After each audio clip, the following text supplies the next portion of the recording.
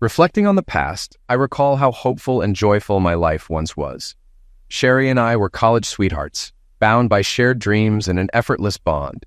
We met through a mutual friend, and from that first encounter, I was enchanted by her laughter and the way she viewed the world with eyes full of wonder. She wasn't a conventional beauty sung about in songs, but she was mine, and I adored her for every reason that mattered. Our first home was a modest condo in Van Nuys where we began building our life.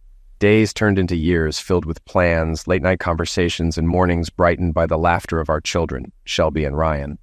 Years went by, and as our careers advanced, Sherry becoming a successful real estate agent and me working as an electronics engineer, we settled into a comfortable life, believing our marriage was solid. At least, that's what I thought. The everyday routine of work, family dinners, and Saturday park visits created an illusion of stability. Yet, hidden within those moments, cracks formed, unseen and silent. Now I see that I was too blind, too trusting, wrapped in the certainty of a love I thought could never break. The signs were ready by the front door, carefully crafted over the past 2 days. Each one bore words I knew would change my life forever. I climbed the stairs, heart heavy but determined, and went into the master bedroom. I pulled back the sheets and pushed the king-size mattress off the frame, maneuvering it down the stairs, through the hallway, and finally out to the lawn. I paused, caught my breath, and went back for more.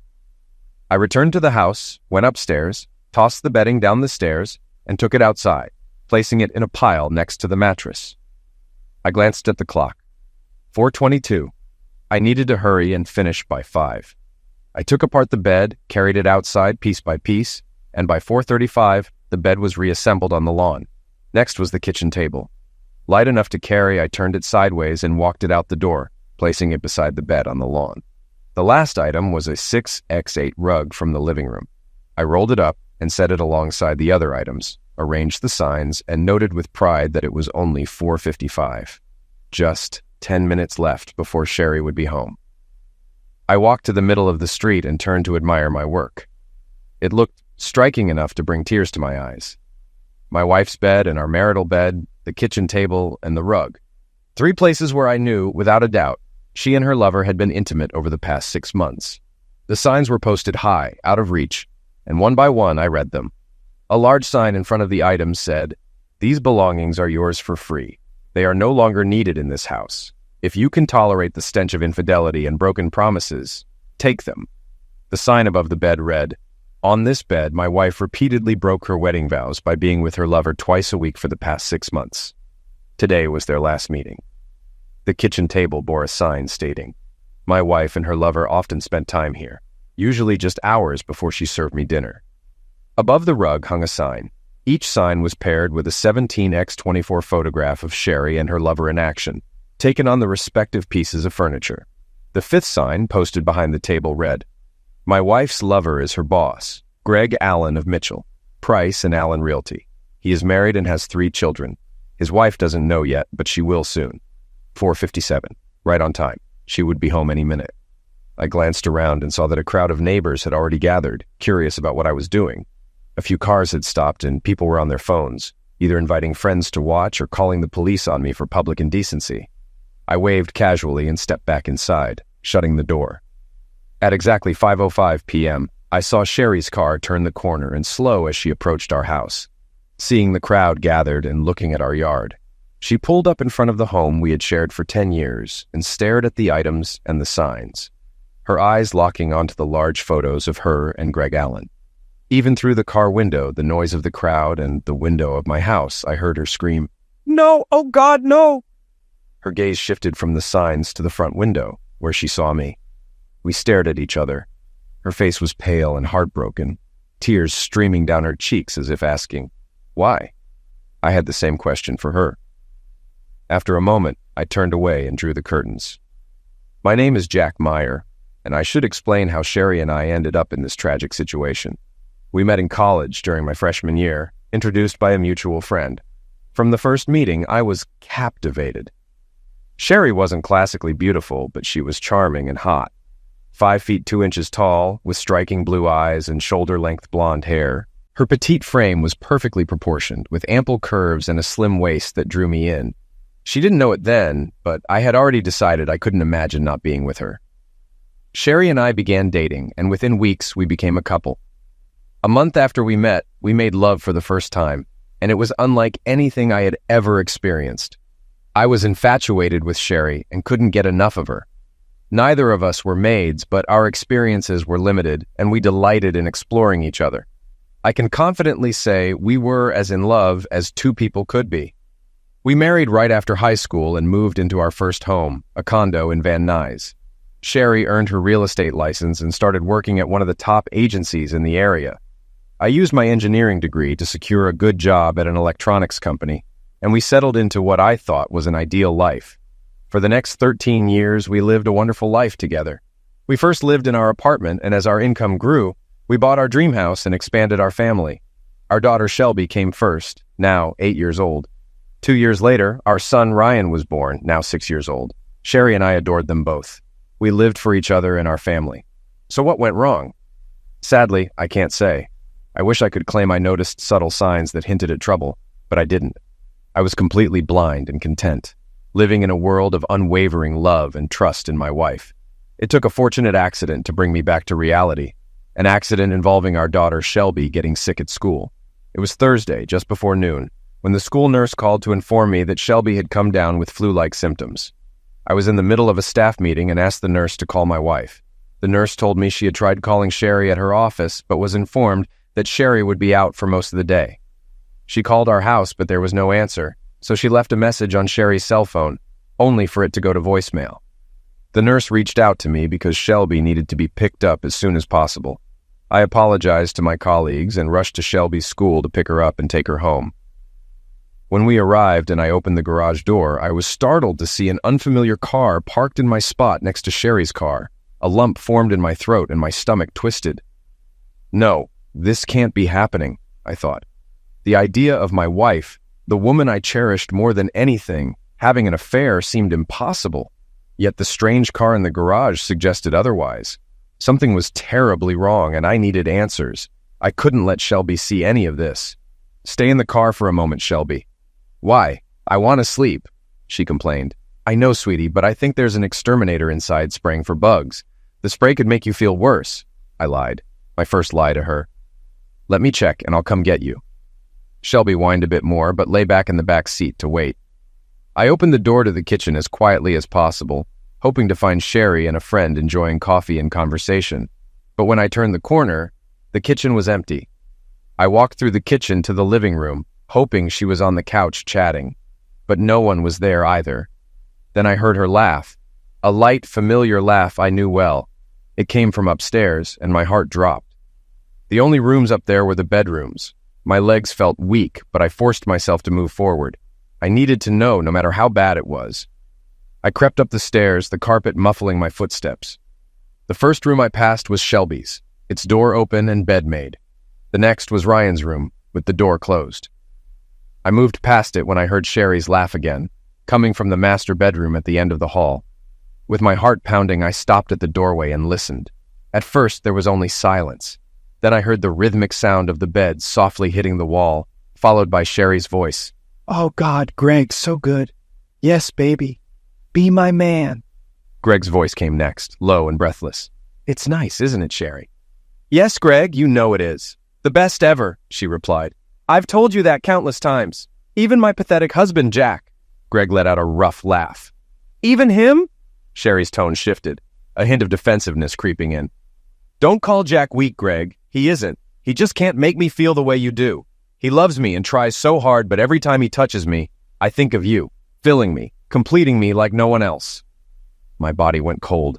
My wife couldn't stand the way I made love to her. I needed to see, yet I didn't want to be seen. I knew my marriage was over, but needed visual proof. Heart shattered, I pushed the door open an inch to peek inside. What I saw destroyed the last bit of love I had for her. The man beside her was Greg Allen, her boss. My first impulse was to rush in and strike him senseless, but I knew that would land me in jail. After all, he hadn't forced my wife. She had willingly and enthusiastically given herself to him. Somehow, I managed to make it to the car, closed the garage door, started the engine, and pulled out of the driveway. "Dad, where are we going? I feel bad. I just want to go to bed," Shelby said. I know, Shelby, but I was right. Whatever is going on in the house will only make you feel worse. I was only inside for a minute, and I don't feel well either.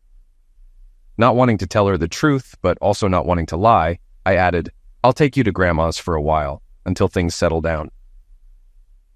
The drive to my mom's house took 15 minutes, and my mind raced the entire way. My marriage was over, finished, beyond any chance of saving. There was no way I could stay with the woman I'd just seen moments ago, tangled up with her lover in my bed. My bed. What a betrayal. I hit the steering wheel with my fist as tears slid down my face. Dad, what's wrong? Shelby asked. It's okay, Shelby, I'm fine. Don't worry about it, I said, trying to sound calm. I left Shelby with my mom, saying I'd be back in a couple of hours. I didn't share anything about what I'd seen. I just told her to watch Shelby until I got back from work. Part of me wanted to storm back home and confront them, but I realized I needed more than just a confrontation. I needed a plan for revenge. Driving back to my office, I started forming a strategy to bring my wife and her boss down. The electronics company I worked for had multiple divisions. When I reached my office, I instructed my secretary, please, no interruptions for the rest of the day. I then called Dan Taylor, my longtime friend from college and a colleague in the security department. He arrived 20 minutes later. Hey, Jack, what's going on? Dan asked as he stepped in. Close the door, I said. Dan's eyes narrowed as he shut the door behind him. You look like you've just lost your best friend. It's worse than that, Dan. I need your help. Anything, Jack. What happened? He said, concern evident in his voice. I took a deep breath before answering. I caught my wife and her boss having sex in my house, in my bed, I said, my voice trembling. Dan's eyes widened. Damn, Jack, are you serious? I wish I wasn't, I replied. I went to pick up my daughter from school, and when I got home, there was an unfamiliar car in the garage. I snuck in and found them together. I couldn't believe what I was seeing, but it was real. Damn, that's rough, Dan said, shaking his head. Did you confront them? No, I wanted to, but I couldn't risk Shelby seeing anything. She was in the car waiting for me, so I left quietly and took her to my mom's. Dan leaned forward. So, what's your plan now? I'm not sure yet, but I need evidence. I need video and audio proof if this happens again. That's where you come in. Dan's expression turned serious. You want cameras and microphones? Yes, I said. Something small enough to hide in a few rooms to capture everything. Dan paused, considering it. I can help with that. But how do you know they'll do it again? Maybe this was just a one-time thing. No, Dan, they talked about meeting regularly like this for the past 6 months. I don't know if it's always been at my house, but I'd bet on it. Hotels will leave a paper trail they can't afford, and Sherry is home during the day while I'm at work and the kids are at school. We discussed it further before moving on to logistics. Dan mentioned he had access to a new beta line of miniature wireless cameras and microphones that could connect to my laptop or home computer. He also had a small voice recorder that could be placed under Sherry's car seat to catch any conversation she might have while driving. It would only capture her side of the conversation, but that was better than nothing. I thanked him and agreed to pick everything up the next day. Coming home that night was one of the hardest things I'd ever done. The thought of facing Sherry and pretending everything was normal felt impossible. I decided my best course was to act as if I felt unwell, which wasn't far from the truth. After picking up Shelby from my mom's house, we returned home, where I found Sherry in the kitchen making dinner. Her expression shifted to anger the moment she saw Shelby. Where have you been? Why didn't you call me to tell me Shelby was sick? I just got a message from the school nurse, Sherry said, her voice laced with irritation. I kept my tone steady. The school tried calling you, Sherry, but you weren't available. They called your office and were told you were out. They left a message on the home phone and even tried your cell, but it went straight to voicemail. Sherry's eyes widened with realization. Oh my God. I must have accidentally turned it off when I was showing it to a client at home. I didn't have a free moment all day. Yes, I'm sure, I thought, watching her with a cold gaze. Too busy for your daughter. Sherry hugged Shelby and apologized, then helped her into bed. Despite everything, Sherry genuinely loved our kids. It was me who seemed to block her happiness, but that was going to change, and soon. After putting Shelby to bed, Sherry went back to the kitchen to make soup for her and finish preparing dinner for us all. I don't feel great either, I told her. I think I'll sleep in the guest room tonight, just in case I'm contagious. Sherry came over and placed her hand on my forehead. You do seem clammy, dear, and you look pale. Yes, I thought, pale and clammy. exactly what happens when you catch your wife with another man in your bed. I didn't respond, just turned and walked upstairs. I went to the master bedroom first. I didn't want to go in, but I needed my shaving kit, toothbrush, and clothes for work the next day. Forcing myself inside, I noticed the window was open, the scent of Zex was gone, and the bed was made. She must have changed the sheets. The sight nearly shattered me. Rage surged, but I held it back. I needed to stay calm until I could bring down my full response. And I would. I collected my things and moved to the guest room, closing the door behind me. I stripped down to my underwear and got into bed. My body felt stiff and numb. I wanted to cry, but willed myself not to. I had a plan to execute and couldn't let emotions get in the way. I lay in the darkness for hours, unable to sleep. After feeding and putting the kids to bed, Sherry came in. I pretended to be asleep as she touched my forehead and left, softly closing the door. Sherry usually took the kids to school, so I woke up early, showered, and left before she woke. I didn't care how it looked. I just needed to get away from what I once believed was a marriage built on loyalty, honesty, and commitment. How blind I had been. How devastatingly wrong. At work, I arrived before anyone else, brewed coffee, and started organizing my next steps. I knew I needed to cancel our shared credit cards, transfer half of our joint accounts into one under my name, and update the beneficiaries on my will, life insurance, and 401k to include only Shelby and Ryan. It seemed simple to undo 13 years of life, yet it felt monumental. I also needed to find a divorce attorney to avoid being taken advantage of by Sherry. This was a no-fault divorce state, so her infidelity wouldn't affect the financial settlement. But it could help me secure custody of my kids. Sherry had shown how little I meant to her, but she was a good mother, and I didn't want to take the children away. I just wanted joint custody to remain a significant part of their lives. I pushed thoughts of her betrayal and the degrading words she'd said to her lover out of my mind. They could tear apart my confidence if I let them. I couldn't afford that. After finalizing my checklist, I called Dan's office. He assured me everything would be ready by noon, and even offered to help install the equipment and show me how to use it. I tried to concentrate on my work, but my phone rang, interrupting my thoughts. It was Sherry. I paused before answering. "Hi, baby. How are you feeling?" she asked, her voice soft and concerned. "My stomach still hurts a bit," I replied. "I was worried about you. You left so early this morning before I could check on you," she said. "Yes," I responded evenly. "I had a lot to get done and not much time, so I headed in early. Please, Jack, take care of yourself. I don't know what I'd do if anything happened to you. You, Shelby, and Ryan are my whole world," she said. I swallowed the bitterness rising in my throat. "You have a funny way of showing it," I thought. Out loud, I said, "I'll be fine. If you're up for it tonight, I know a way to help you feel better," she added with a playful tone. The fact that I once believed in her empty words turned my stomach. "We'll see how I feel," I replied, keeping my voice as neutral as possible. "Wow, you really must be sick to sound so indifferent," she joked lightly. "Sherry, I just have a lot on my mind. I'll see you tonight." "Okay, honey. Call if you need anything. I'll be at the office all day," she said before hanging up. Good, I thought. Just what I needed to hear. I called Dan back and he confirmed everything was ready.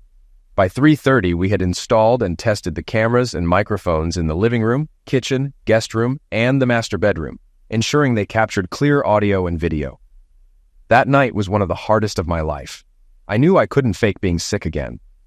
After dinner, once the kids were asleep, I followed Sherry to our bedroom.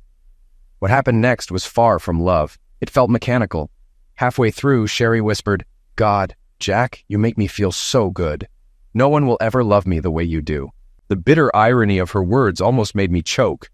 When it was over, I turned onto my side and feigned sleep. Sherry curled up behind me, her voice soft and uncertain.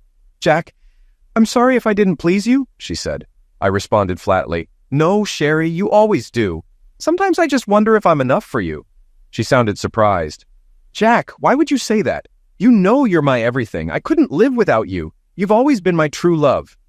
I stared into the darkness, my voice hollow. "Yes, but sometimes it's hard to believe." Her tone shifted to concern. "Jack, what's wrong with you?" "Nothing, Sherry. Just tired," I replied. I closed my eyes and tried to sleep. Later, I heard Sherry crying quietly. I didn't feel any pity, just wondered if she felt guilty or was simply upset by how I was acting.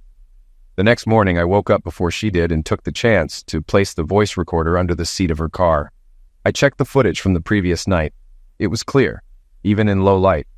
At breakfast, Sherry noticed my silence and frowned slightly. "You said something last night that hurt my feelings," she said, though her expression softened as she leaned in and kissed me on the cheek. Her mood lifted, and she added brightly, "I'll be showing houses today, but we'll pick up Shelby and Ryan after school." "Good," I thought, keeping my expression neutral. Today's plans will lead her right into my setup. I handed her a cup of coffee. "I'll be busy in my office all day," I said. As I headed toward the door, Sherry called after me. "Jack, you forgot to say you love me. You know I need to hear it every morning." I paused briefly. "Sorry, Sherry, I think you should already know how I feel." "I've got a lot on my mind," I replied, then walked out without looking back. "Okay, I'll let it slide this time." "But don't forget, every woman needs to hear it," she teased. "I won't," I said as I walked out. Someday I'd tell someone I loved them again, but not Sherry. Her mentioning her full schedule made me think she would probably spend time with the real love of her life. I hoped that was true. I was tired of pretending and wanted this nightmare to end. I spent the morning working at my office while watching the clock. Finally, around noon, I told my secretary I'd be out for a few hours and set my plan in motion. I borrowed the company van and parked across the street from my house, waiting. At about 1 p.m., Sherry pulled into the driveway. She opened the garage door, parked, and walked inside without closing the door, indicating she was either planning to leave again or waiting for someone. 10 minutes later, the car I had seen the day I first caught them arrived and pulled into the garage, taking my spot, just as he had taken my place in my wife's bed.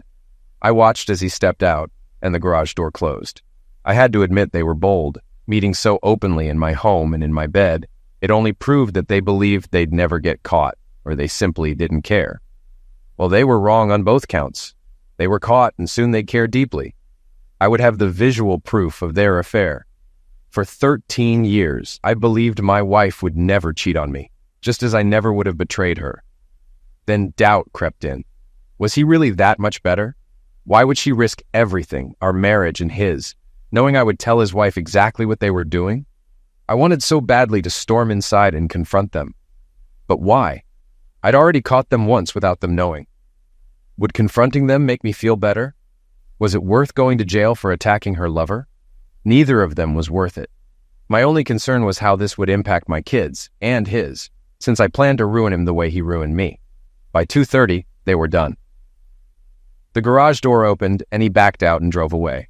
15 minutes later, Sherry did the same, closing the garage. I didn't waste time going through all the footage. I just needed to confirm the evidence was safely stored. In about 10 minutes, I'd seen enough.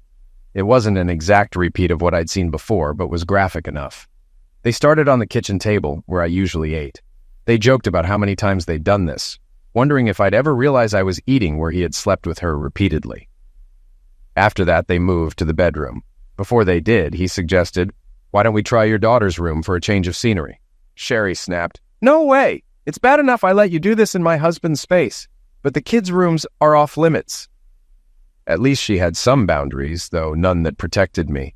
In the bedroom, they undressed and spent the next 40 minutes together. I noticed that neither said they loved the other, but Sherry kept telling him he was the best lover she'd ever had. For the finale, they went to the living room rug by the fireplace. He dressed and left while she quickly showered and then left too. I found it odd that she didn't change the sheets, but assumed she planned to do so after picking up the kids, giving her enough time to clean and air out the room before I typically got home at 6. Knowing the evidence was safely stored on my hard drive, I turned off the system and left, not even bothering to check the condition of my ruined marriage bed. I had seen enough. Although I had hardened my heart against Sherry, I felt hollow inside, a pain that soon turned into seething anger and hatred. I think I even smiled, knowing the chaos I was about to unleash on them. Back at work, I told Dan everything I had seen and heard.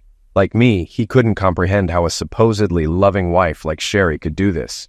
Not only had she broken our sacred vows, but she had gone out of her way to humiliate me, all while letting her lover know he was a better lover, a bigger man, the only one who could satisfy her. These thoughts plunged me into a deep pit of pain and despair. But I knew I needed to pull myself out of it to carry out my plan to destroy them both. I needed a strong divorce lawyer, and Dan suggested I contact the law firm our company used for recommendations. I reached out to one of the corporate lawyers I knew, who gave me the names of 3 divorce attorneys known for defending a husband's rights effectively. The first attorney I called was about to retire and not taking new clients, but the second one said he could see me the next day at 3 p.m. With that set, I moved on to canceling credit cards, changing beneficiaries, and transferring funds. When I got home that evening, Sherry was in the kitchen making dinner while the kids did their homework in their rooms. She wore a yellow sundress and looked beautiful. For a moment, my heart almost broke again. She smiled and seemed happy. I assumed it was her usual post-afternoon high. "Hey, baby, how's my man doing? I hope your day was as good as mine," she said, making my eyebrows lift slightly. "My day was interesting, not great, but I discovered some things I didn't know. What made your day so good?" I already knew why she was in such a good mood. "I made a sale," she said. "My first one this week, and I might close another deal on Thursday when I show more houses." "Sounds like a lucky day," I said, without enthusiasm. "Anything else special? Meet anyone interesting or important?" She gave me a strange look. "No, just another day of work so I can come home to my family. You know where my heart is." While changing, I noticed the sheets were freshly replaced and the room smelled recently aired out. A glistening patch of water on the shower floor caught my attention, so I brought it up when I returned to the kitchen. "Did you shower this afternoon?" I asked. Sherry flinched at the question and turned to face me, her expression tinged with guilt. "No, why would I? That's silly." "I don't know," I said, maintaining eye contact. "But there's water on the shower floor, and it never stays there for long." She looked away, fidgeting with the lettuce in her hands. "Oh, the drain must be clogged again." "Yeah, maybe," I replied, "but I cleared it a couple of weeks ago. Maybe someone's sneaking in to meet their lover and showering afterward." She froze for a moment, her back to me, head lowered, then resumed tearing lettuce leaves. "Jack, you have quite the imagination," she said, her voice tight. "Is it imagination or maybe intuition?" I asked, watching her closely. "Sometimes it feels like I can read minds." Sherry forced a laugh, turning briefly to meet my gaze. "Well, if you could read mine, you'd see how much I love you." I nodded, the tension thick between us. "I'll be in my office. Let me know when dinner's ready." She glanced over her shoulder, her eyes clouded with worry. Dinner was quiet, punctuated by only the occasional clink of cutlery. Sherry's eyes widened slightly when I sat in her usual seat, forcing her to take mine. "Jack, you always sit there. Why switch now?" she asked, her voice uncertain. "Sometimes a change of scenery is nice," I replied evenly. She gave me an odd look and barely ate, moving the food around on her plate. The kids kept the conversation going while Sherry and I mostly listened and made occasional comments. After dinner, we all helped clean up before I retreated to my office to work. I reviewed the footage and selected frames to print, using my Epson T3000 for large, high-quality images. I carefully chose the captions to accompany them. I had a plan. Meet with the lawyer to initiate the divorce, secure my finances, and wait for Sherry and her lover's next encounter. When I finally went to bed, Sherry was already there, either asleep or pretending. My behavior must have given her something to worry about, but it didn't matter. Nothing she could say or do would change my decision to divorce her. If anything, making her anxious was a small bonus. Today was Tuesday, and she had hinted about another sale on Thursday. I took that as a sign they'd meet again. Thursday would be the day I ended it all. The next morning, I was up early, showered, and out the door before Sherry woke up. I had a lot to accomplish. My appointment with the lawyer wasn't until 3 p.m., so I had plenty of time to handle all the financial tasks. First, I went to HR to change the beneficiary on my life insurance and 401k from Sherry to Shelby and Ryan. The woman assisting me gave me a few strange looks, but I didn't feel the need to explain my reasons. Next, I canceled all of our joint credit cards and applied for one in my name only. Then I went to the bank and transferred half of the funds from our joint checking and savings accounts to a new account in my name. I knew I needed to address the matter of our house, but decided to wait and discuss it with my lawyer, as I assumed the court would let Sherry stay there with the kids. At 3 p.m., I met with the lawyer, who seemed like a decent person.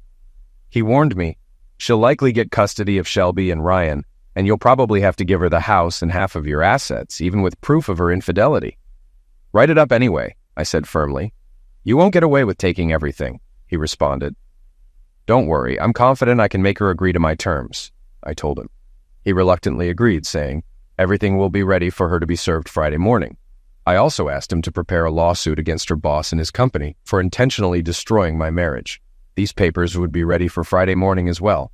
I was prepared. That evening when I got home, I was distant toward Sherry. My plan was already in motion, and I just wanted this nightmare to be over so I could start fresh. Though I knew there was still pain ahead, there was no turning back, and I was determined to share that pain with Sherry and her lover. Dinner was quiet, with minimal conversation. Afterward, I retreated to my office, printed the incriminating photos, and labeled them without interruption. I wrote a letter to Greg Allen's wife, including the photos I'd printed and mentioning I had video evidence if she chose to divorce him. Around 11 p.m., I checked to make sure Sherry was asleep, retrieved the voice recorder from her car, and listened. Most of it was standard business calls, but one stood out. "Hello, darling. Thanks again for today. I miss you too, especially after we're together. Yes, a whole week together would be amazing.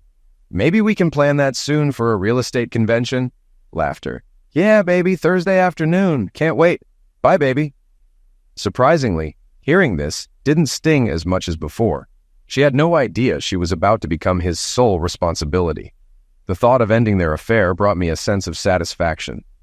Revenge, I found, was powerful. I replaced the tape with a new one and put the recorder back, hoping it would capture her reaction when her world came crashing down.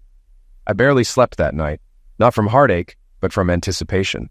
When morning came, I stood watching Sherry, the woman I'd loved, the mother of my children, whom I once believed I'd grow old with. Tears welled in my eyes as I realized I'd spent my last night with her. Never again would we share intimate moments or dream about the future together. There was no future. As I turned away, I wondered if she knew the cost of her betrayal. She would soon. After showering, I left the house, had breakfast at a diner, and stopped by work to inform my secretary I'd be gone all day. I called Dan to update him. He wished me luck and asked for an update afterward. I then stopped by my lawyer's office to confirm everything was in place for Sherry and Greg Allen to be served the next day. After that, I called Sherry and told her I'd pick up the kids from school and take them to my mom's for the long weekend. Sherry sounded pleased and, with a flirtatious tone, said, "Saturday we'll have the whole day to ourselves in bed." "Sure," I replied, hanging up immediately. I couldn't stand to hear her lies any longer. I wasn't in a hurry to get home. By 12:30, I was parked around the corner, waiting for the events to unfold. Hidden from view, I had a clear line of sight to the driveway and didn't need to watch the garage door. At 12:50 p.m., Sherry pulled into the driveway, followed by Greg Allen 5 minutes later. I should have felt pain at the thought of them in my bed, but I felt nothing. I was surprisingly calm, imagining their actions like scenes from a cheap movie with a predictable plot, but a dramatic ending. By 2:50, Greg's car left and Sherry followed 10 minutes later. As soon as they left, I drove into the garage and shut the door. I had a lot to do and not much time to get it done. I went to my office to check the recording. Everything was captured, but at this point, I felt indifferent. After confirming the footage was securely downloaded to my hard drive, I spent 10 minutes bringing the explicit photo signs upstairs and placing them by the front door for easy access. Then I packed a toothbrush and clothes for Shelby and Ryan and loaded them into my car. My only regret was the pain I was about to cause the two kids I loved more than anything. But I reminded myself that this pain was not my doing. It was entirely on their mother. At 3:15, I picked up the kids as the final school bell rang and told them they'd be spending the weekend with Grandma. They were thrilled since she always spoiled them. 45 minutes later, I dropped them off and headed back home to set my plan in motion. This leads us back to where everything began. The bed, table, and rug laid out on the lawn with all the signs while the neighbors watched. Sherry arrived home, horrified to discover that I knew everything. Sherry didn't contact me that evening, though I expected she might. The police came an hour after she left. They were sympathetic, but insisted I remove the signs and photos or face charges for disturbing the peace and obscenity. I took them down. They had served their purpose. Sherry saw them, and the look on her face told me her life was beginning to fall apart. I woke up Friday with a terrible hangover but felt strong. Though sad and lonely, I knew I had the resolve to channel my anger into completing my revenge on my unfaithful wife and her lover. By noon, I pulled back the curtains and saw that the carpet, kitchen table, and bed were gone. Only the mattress and stained sheets remained. I'll deal with those later, I thought. The morning passed uneventfully, but at 3 p.m., everything erupted. I was sure Greg Allen's wife had received the letter and photos earlier that day. My lawyer called to tell me Sherry, Greg, and his partners had been served at work. I was there when it happened, he said. Sherry screamed and collapsed, sobbing, while Greg stormed around the office calling you names and threatening you. Greg's partners, however, locked themselves in a room for 15 minutes, then emerged to hand Sherry her final paycheck, saying, "Your services are no longer needed." Greg was handed a check for his partnership share. When he protested, they cited the section of the company's charter regarding morality and relationships with employees, which allowed them to sever ties with him and Sherry. At the same time, the receptionist told Greg that his wife was on the phone, demanding to speak with him. She'd received the letter and photos and informed him not to come home, adding she would be filing for divorce the next day. I later learned from the husband of one of the agency's employees that after Greg was escorted out, everyone turned their backs on Sherry as she lay on the floor, sobbing for half an hour. At one point, she managed to gather herself and leave the building, though no one knew where she went. The next day, Sherry finally called me. Her voice was strained as she asked, "Where are the kids? Do they know?" "They're safe with my mother," I said. "They know nothing, and they won't hear any sordid details from me." Thank you, Sherry whispered. After a pause, she added, "Can I come by to collect some of my things?" "You can," I replied, "but let me know when so I can be out for a few hours while you gather what you need." "Could you stay and talk?" she asked, her voice wavering. "I have nothing to say," I said flatly. Sherry began to cry. "I'm so sorry," she sobbed. "You need to know that, Jack. I never meant to hurt you." A bitter laugh escaped me. "How can you tell me you're sorry, Sherry, and that you never meant to hurt me? What did you think I'd do when I found out? Applaud you too? I didn't want you to find out," she pleaded. "I love you, Jack. I've never loved anyone but you." "I don't think you believe that, Sherry," I said coldly. "How could you? After telling your lover he made you feel better than I ever could? That he was the only man who completed you?" "Jack, I never said that," she protested. "How could you think I would say those things?" "Because I have recordings, Sherry. Every word, every insult you threw at me in front of him, every degrading thing you said about me, your husband." Sherry fell silent. I continued, "I have nothing more to say to you, and there's nothing you can say to change how I feel." "I love you, Jack," she insisted. "You have to believe me. I've always loved only you. I don't know why I said those things to Greg. You have to understand, I didn't mean them. I was just trying to boost his ego because he always said his wife put him down." I shook my head, incredulous. "So let me get this straight. You belittled me and tore me down in front of him to build up his ego because you pitied him. Is that your story? You felt sorry that his wife humiliated him, so you humiliated me and slept with him for 6 months just to make him feel better?" "Yes, Jack," she admitted. "I never wanted to hurt you. I didn't mean any of it." "If that's true, why did you do it? It's shocking it took me this long to see how pathetic you are and how foolish I was." "Jack, I don't love him," she said desperately.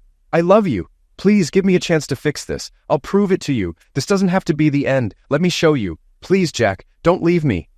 "Sorry, Sherry," I said, my voice firm. "I don't love you anymore, and I didn't leave you. You left me. The things you did with him and the cruel things you said about me for 6 months show that you don't love me. You can't love someone and wish them that much pain and humiliation. You're disgusting, Sherry, and I can't wait for you to be out of my life. The only connection we'll have is the kids. Remember them? Shelby and Ryan, the children we created when we were a family. I'll do everything to spare them pain, but not you. I want you and Greg to feel every bit of the pain you caused me." "Why did you tell his wife?" she asked, her voice small.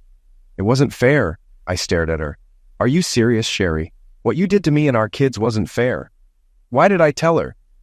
"Because 1, he destroyed my family by sleeping with my wife. 2, he took what I thought was exclusively mine and made you tell him how amazing he was while you demeaned me. 3, his wife deserved to know who she was married to. What she does next is her choice." "They have kids, Jack," she said weakly. "So do I, Sherry," I replied, "and I want to protect them. I feel sorry for his kids too, but if they face losing their father, that's on him. And you." I refuse to take any blame. "I don't want a divorce, Jack. I'll fight for us," she said, a note of defiance in her voice. "There's nothing left to fight for. I'd rather die than stay tied to you." "I know you love me, Jack. You can't just stop loving me over one mistake," she said, almost pleading. "You're out of your mind," I said. Did you read the divorce papers? No, why? If you just listen and let me make it right, there won't need to be a divorce. If not for me, do it for Shelby and Ryan, she said. They need both parents. They'll have both parents, I said coldly. We just won't be married or live together. If you had read the papers, you'd see that as long as you agree to join custody, you can stay in the house and have half of our assets. What's not in the papers, but what I'm telling you now, is that if you don't sign and accept these generous terms, I'll make sure everyone sees those videos, including your parents, sister, and anyone else I can think of. You wouldn't, Jack, she whispered. You can't hate me that much. You're wrong, Sherry, I said, my voice hardening. I do hate you, and nothing will stop me. Fight me, and I'll ruin your life forever. And yes, I hate you that much. Please, Jack, she sobbed. Don't do this. Sign the divorce papers, Sherry. Please, Jack, let me make it up to you, she begged. No, sign the papers. A defeated whisper came from her. Oh, God, just sign the papers. Sherry and I ended the call. She signed the divorce papers, and it was finalized 6 months later. She stayed in the house with Shelby and Ryan, while I moved into a condo a few blocks away. Since we remained in the same school district, the children's routines were minimally disrupted. Although both kids felt the pain of the divorce, Shelby told me that Sherry admitted she had made a huge mistake and that our marriage couldn't survive. We reassured the kids that we would always be there for them. I'm not sure what Sherry told her parents and sister about our split, but since they still talked to me, I doubt she blamed me. As for my mother, it was simply a situation that neither Sherry nor I could avoid. I had one last chance to retrieve the recorder from Sherry's car, and what I heard was unforgettable. On her way home, she called Greg to thank him for their great day, but mentioned that she thought I might be suspicious and suggested they lay low for a couple of weeks. When she arrived and saw the crowd in front of the house and the signs with the photos, her shocked screams nearly broke the recorder. As she left, she cried and said, "What did you do, Jack? What did you do?" Then, as the reality hit her like cold water, she changed to, "Oh, God, what did I do? No, please, God, what have I done? Make this all go away."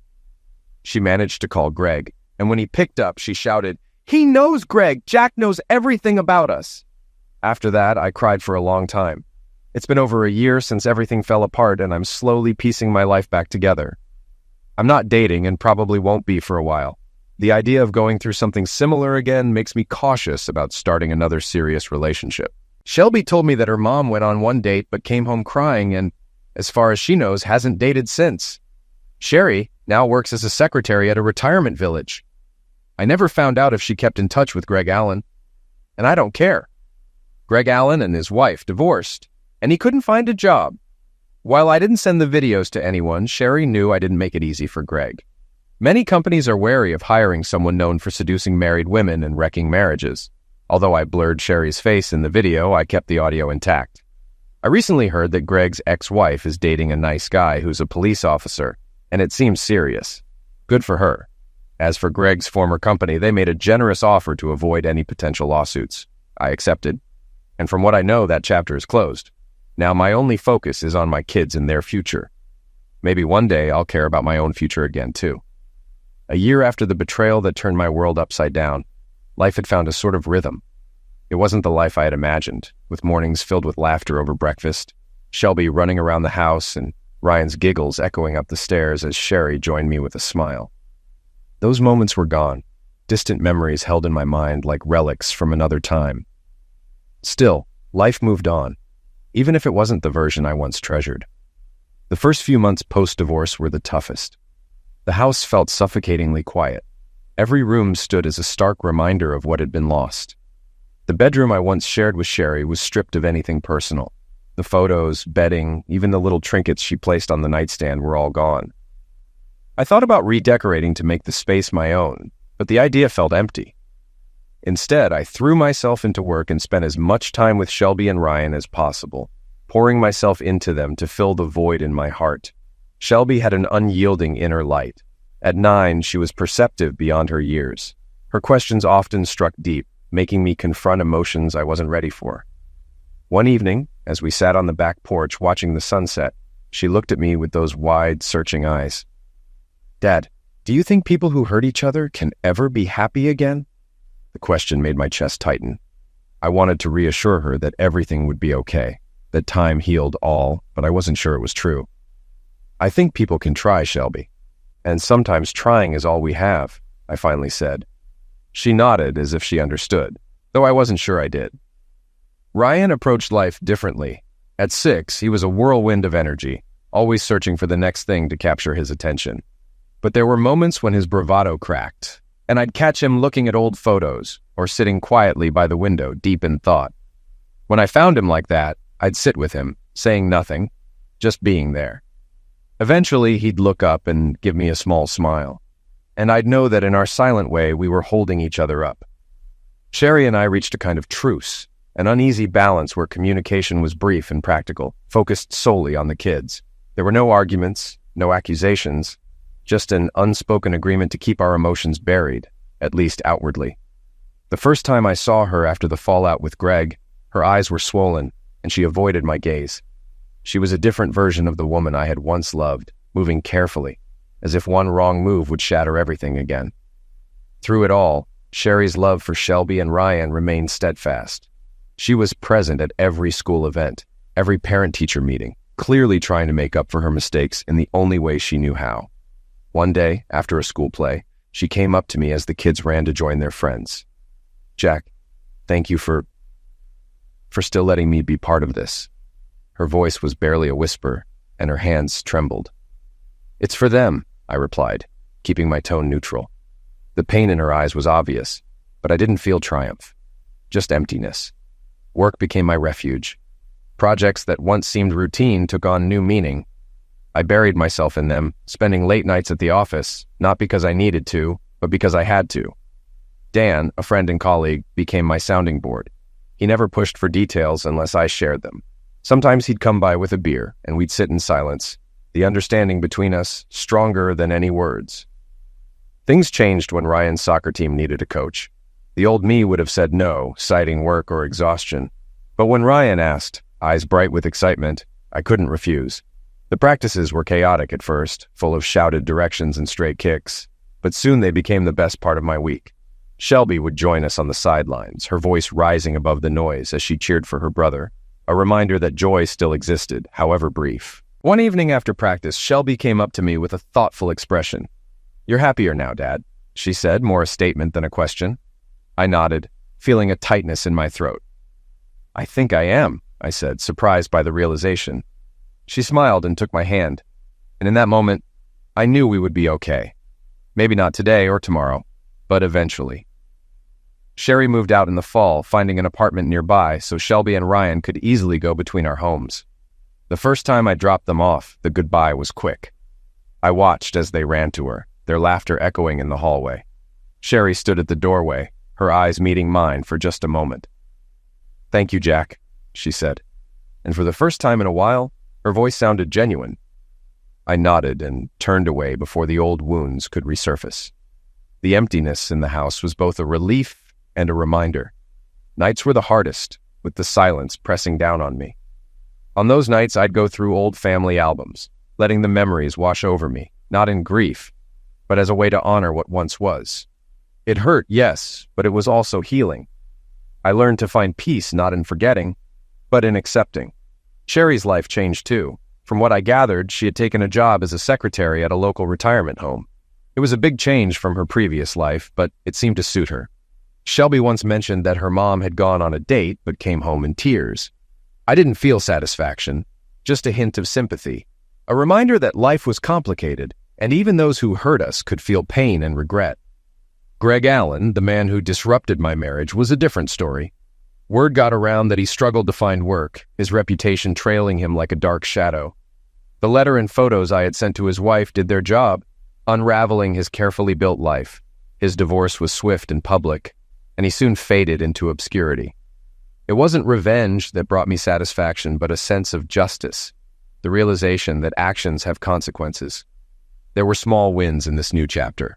Shelby won her first school spelling bee, and Ryan scored his first soccer goal, running into my arms afterward, beaming with pride. These moments reminded me that while I couldn't change the past, the future was still ours to shape. I started focusing more on myself, getting back into running and reconnecting with old friends. The grief of betrayal lingered. but it had softened into a manageable ache, a whisper instead of a shout. About 6 months after the divorce was finalized, Sherry called me. It was a short conversation, a request for help with Ryan's math homework. It was the first time we spoke without the weight of the past hanging over us. After we hung up, I sat there, feeling a mix of emotions. It wasn't reconciliation. It was acceptance. As spring turned to summer, I realized I was no longer the man who once trusted blindly. I was more cautious, but also stronger and more present. The scars Sherry left were part of me, but they no longer defined me. I wasn't ready for a new relationship, but the idea didn't make me flinch anymore. I believed that one day love could be possible again, built on lessons learned and trust restored. The kids adjusted, moving between their two homes with a resilience that inspired me. Shelby would sometimes ask about the before time, as she called it, and I'd share stories not as fairy tales, but with all their complexity. Ryan rarely asked, but he'd sometimes come to my bed at night without a word. I'd hold him close, knowing that in those silent moments, we were healing together. Life after betrayal was not what I expected. It was raw, messy, and full of moments that tested me to my core, but it was also full of growth, small victories that reminded me why I kept moving forward. I learned that forgiveness wasn't for Sherry or Greg. It was for me, a way to release the past so I could walk freely into the future.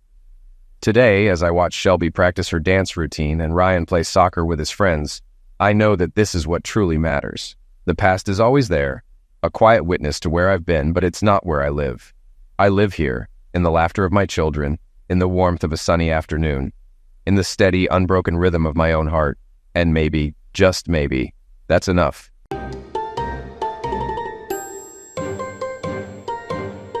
Growing up in a small town, I was always the focus of my father's dreams.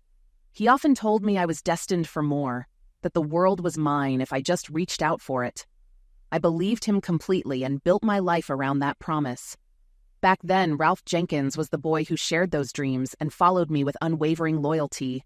From grade school onward, we were inseparable, with Ralph making sacrifices I never asked for but came to expect. As teenagers, my ambition began to outgrow my loyalty. While Ralph's love remained simple and steady, I was constantly chasing the bigger life my father envisioned.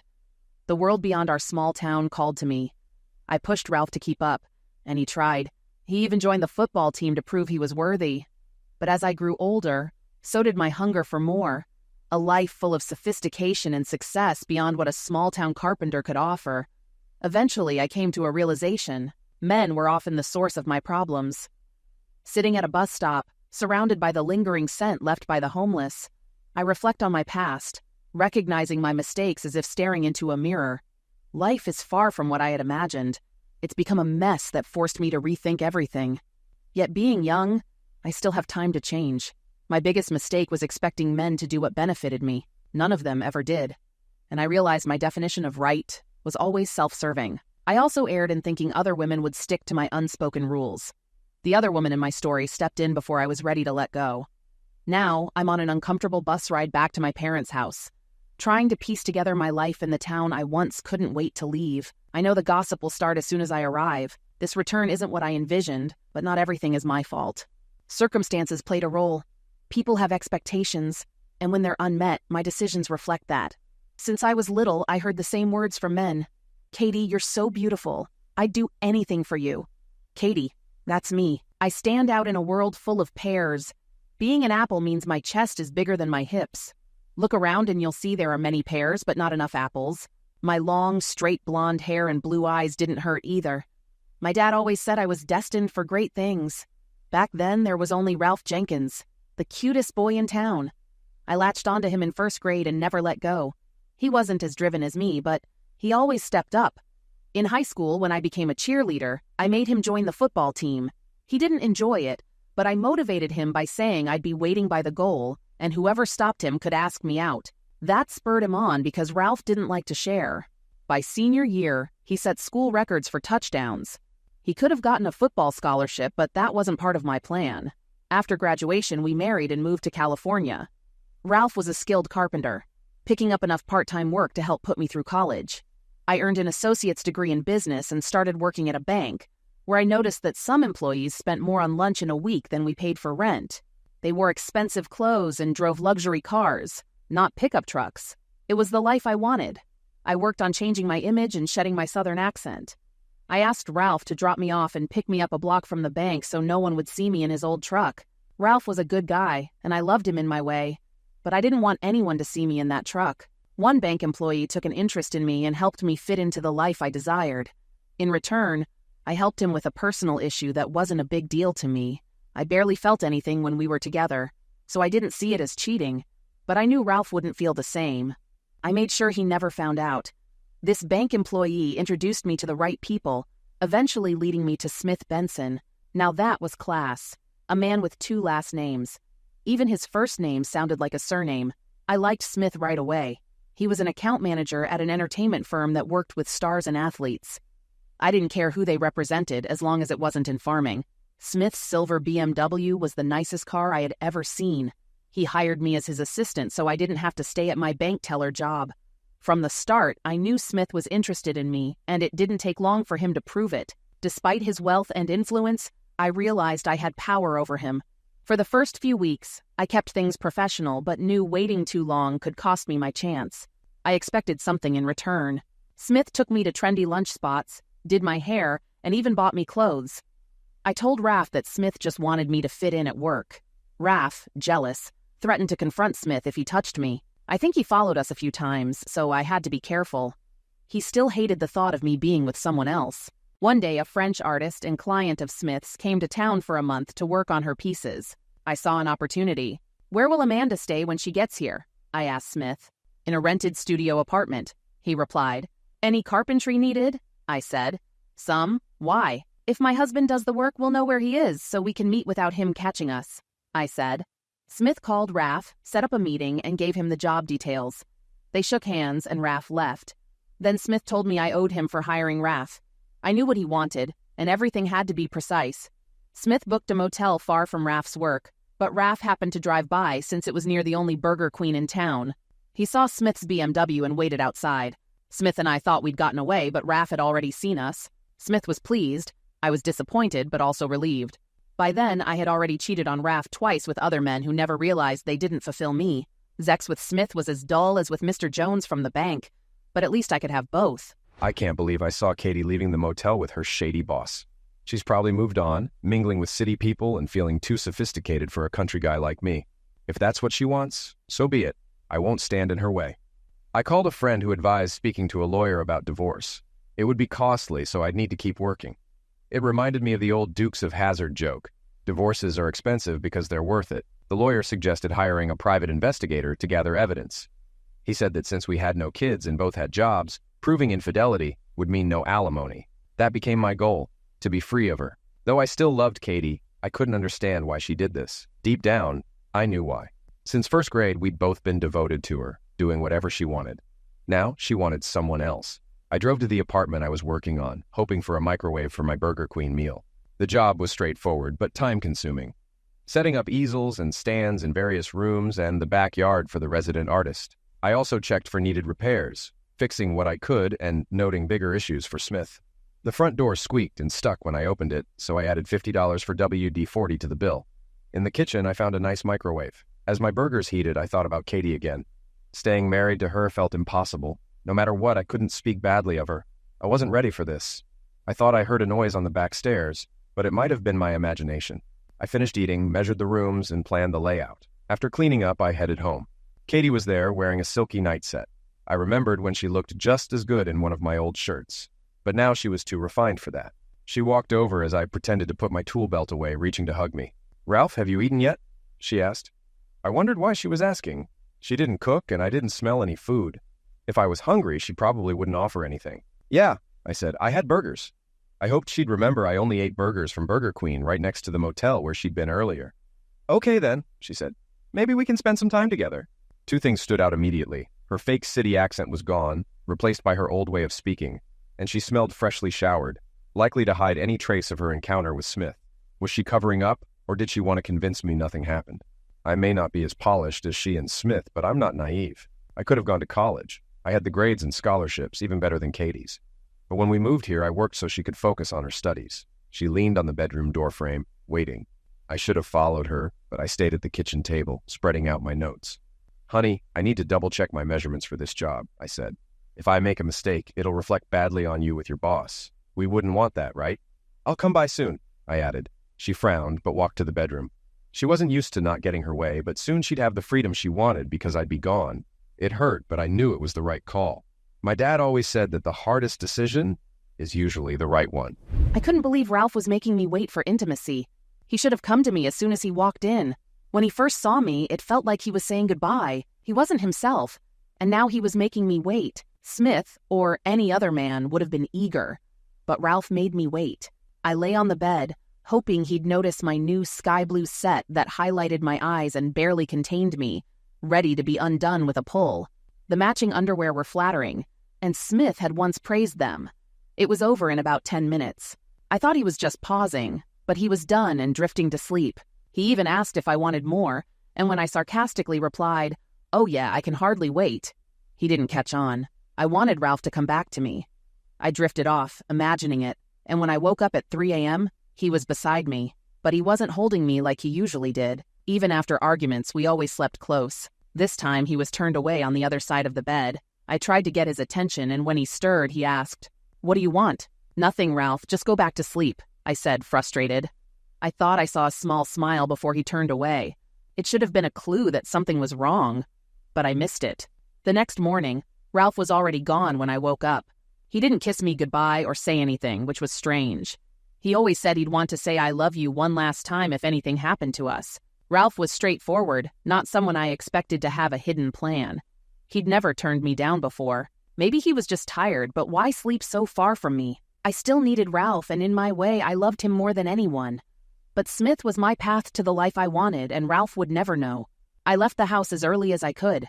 I dreaded the thought of morning intimacy with Katie. It was strange how my feelings had shifted from admiration to disgust in just a day. Emotionally, I still loved her and wanted to fix things, but being close to her felt wrong. So, before sunrise, I went to Home Depot, ordered supplies, grabbed coffee, and picked up new tool blades. Once ready, I headed to the apartment. When I arrived, I thought I saw a light on the top floor, but it vanished. The place was supposed to be empty until the new tenant moved in weeks later. I unloaded my supplies in the living room, sorted them for each room, and left the deck materials aside for later. As I took a break with my coffee, my thoughts drifted to Katie and Smith, something I still couldn't comprehend. I remembered our early days in California when I worked hard so she could focus on school. I didn't regret helping her, but her betrayal stung deeply. Tears welled up, but I pushed them back. Crying wasn't something I allowed myself to do. Wiping my eyes, I thought I saw movement upstairs, but there was no one there.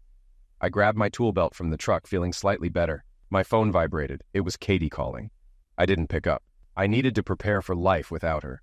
The private investigator would soon have the answers. I began working on a shelving unit meant for canvases and frames, testing one before completing the full design to avoid wasting materials. I wanted at least one ready in case the artist showed up early. Near lunchtime, I craved Burger Queen. On my way there, I spotted Smith's car parked at the motel again. Anger surged, but I stayed calm. Remembering my lawyer's advice, I took an awl and punctured all 4 tires before scratching the car's side and driving away. I felt a bit better and ordered my usual at Burger Queen, but realized I'd need to start watching my diet. Too many burgers, and I'd never move on from Katie. As I ate, it hit me that damaging Smith's car was as insignificant as eating those burgers. A fleeting act. The realization dampened my anger. I traded my relationship for a few scratches and flat tires. Back at the apartment, I felt close to tears. It seemed like everything was wrong, and I almost believed I deserved Katie's betrayal. This job had only been a way to track my whereabouts. I knew our marriage couldn't be saved. Katie wanted more than I could give, and Smith offered it. I knew I had to let her go. I thought yesterday was bad, but today was worse. The weight of it all hit me, and I broke down, overwhelmed by deep sadness. Time blurred as I lay there, understanding what true loss felt like. Every action felt meaningless. In a dark moment, I wondered if I should even keep breathing. Maybe if I died, Katie would understand my pain or feel relief, seeing it as an escape for her and Smith. The thought crossed my mind that my death might be my final gift to her. Suddenly, a small hand touched my shoulder, startling me. I turned to see a petite woman with curly brown hair and eyes that were a striking mix of gray and green. Her gaze was deeply concerned, but without judgment. "Who are you and why are you here?" I asked, confused. "You're so sad," she said in a heavy accent. "This is my home. You're making my picture stands, yes? And better than the usual ones, I'd say." I was speechless. On the second floor, I noticed the smell of food. She smiled softly. "I wanted to come down and eat with you, but no one can know I'm here. I work day and night but have no new ideas, just pictures without vision." I watched you fall into sadness. You should talk. Maybe I can help. Come, sit and talk. She led me to the same table I'd sat at before. All those times I thought I heard something, I realized now I had. She was very small and definitely French. She was the tenant Smith had rented the apartment to, so technically she was my boss, or my boss's boss. Unlike Smith, she was kind and attentive, a stark contrast to the bastard who only cared about seducing my wife and keeping me busy so I wouldn't discover his betrayal.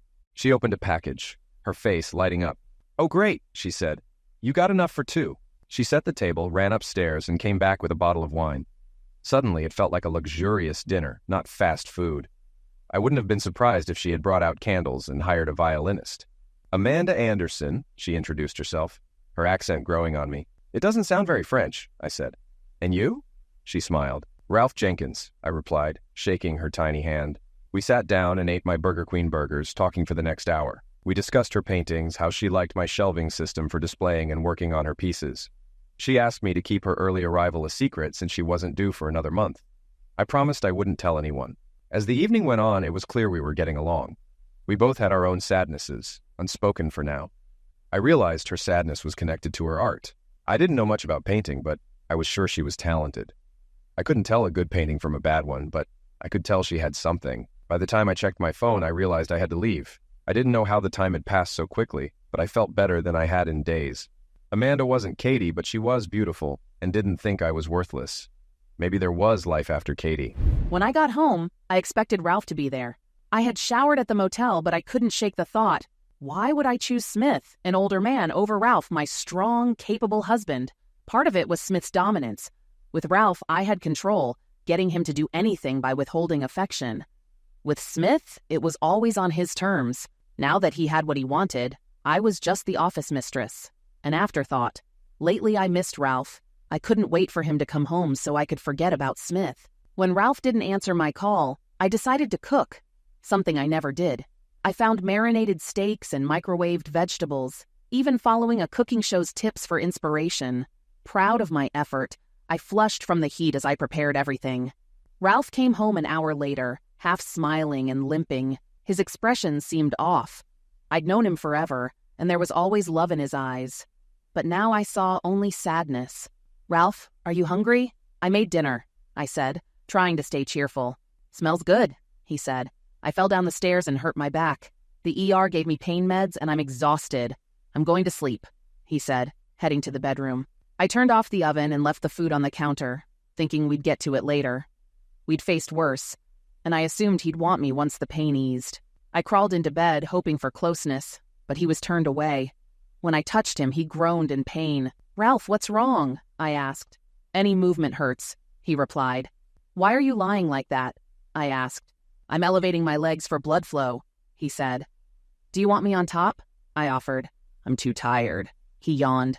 The painkillers knocked me out. I lay there, frustrated. For a moment, I thought of going out, but something felt wrong. As I drifted off, I whispered, "Good night, Ralph. I love you."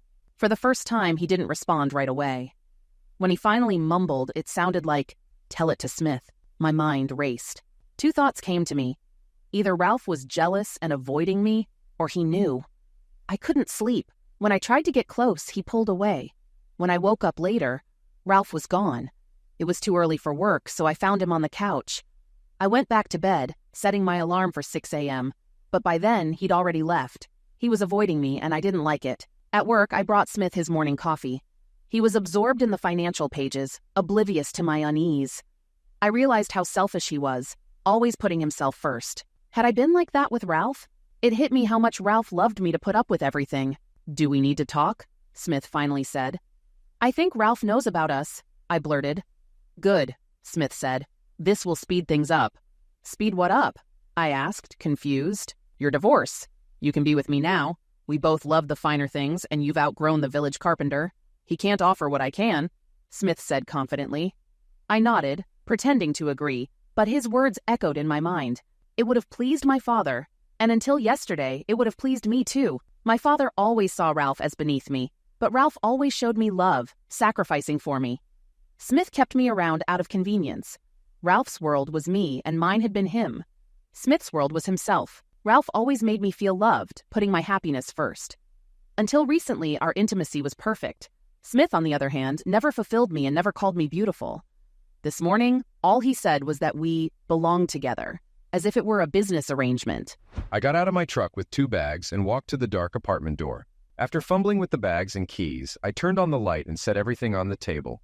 I knocked on the upstairs door, and it opened quickly. "I wasn't sure you'd come back," she said. "I wasn't sure you'd open the door or still be here," I replied. "I have to trust you," she said, stepping into the kitchen. "What did you bring me?" "I didn't know what you liked for breakfast, so I brought this," I said, pointing to a bag. She smiled when she saw the double mocha latte and croissant.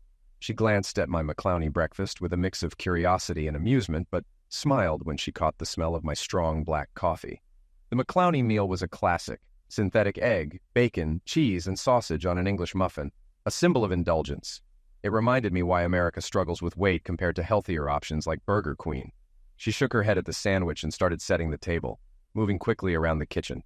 She brought out utensils and cups, then returned with orange juice. I watched, captivated by her graceful movements. Seeing her clearly in the light, I realized her natural beauty. She wasn't glamorous in a Hollywood way, but uniquely captivating, with imperfections that added to her charm. Her curly hair, wide eyes, upturned nose, and expressive lips made her magnetic. Despite her petite frame, she was well-proportioned, and her figure seemed perfect. Compared to her, Katie appeared awkward. I marveled at how she made the simple meal feel special. We sat down and she divided my McClowney breakfast, sharing it between us with juice and strong coffee. "I hate this sweet fake coffee," she said, wrinkling her nose. "It's terrible." "Why drink it?" I asked. "I don't," she said. "People think this is how we drink it in Europe, but I need strong black coffee when I work," she said, taking a bite of bacon. She reached for more bacon, and when our hands touched, there was a spark.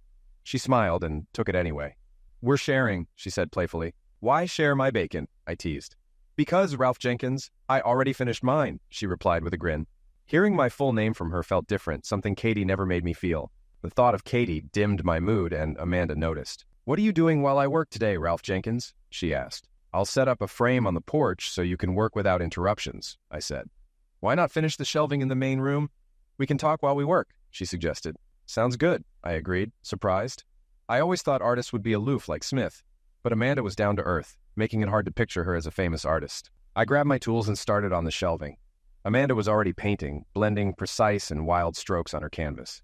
She wasn't what I expected from an artist of her reputation. I hesitated to start the saw, worried about distracting her, but she nodded when I asked if it was okay. She even came over to watch me work, sharing why she arrived early. She felt stuck, her recent work uninspired, and hoped a new location would reignite her creativity. I opened up a bit about my situation, keeping it vague. She listened without judgment, which felt good after only talking to my lawyer and investigator. At noon, we went to a riverside cafe for lunch. The food was great, and I found myself not wanting to go back to Burger Queen. Amanda's company was refreshing, and she made me laugh, pointing out the differences between our countries. This routine continued for weeks.